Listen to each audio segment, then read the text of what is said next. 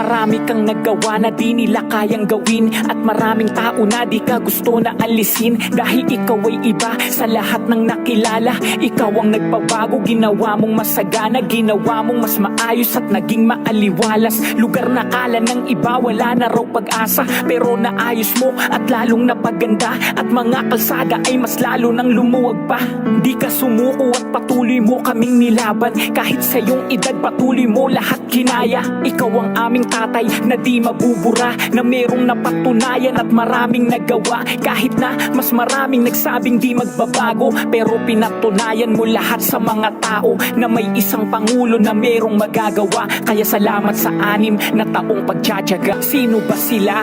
Wala silang mga alam. Yung mga nagsabi na wala ka raw magagawa. May nagbago ba nung sila ang nasa upuan? May nabago ba? Tanong ko, di ba wala naman? Dating pangit na daanan na hindi napapansin, mga lugar na mabilis mo na ngayong mararating. Mga kalat sa kalsada at masasama na tao, halos lahat nagbago, naging disiplinado. Ikaw ang dahilan ba't maayos ang lahat, mas maayos at malinaw at merong kabuluhan. Aming bayang sinilangan, binuhay mong muli. Sa iyong mga sinabi ay pinilit magwagi. Kahit na mahirap ay kinaya mo. May tapang at may puso ka na laging totoo. Salamat sa lahat na ikaw ang nagbabago, naging maayos ang lugar ng bawat Pilipino. Salamat sa mga binuhos mo at mga tinaya. Salamat at naging maayos sa iyong mga ginawa. Kung wala ka ay walang ganito na kapaligiran. Mas maayos at malinaw na aming natatanaw. At ikaw ang nagbabago, lahat ay iyong binago. Kala nilang posible, pinatunayan mo sa tao.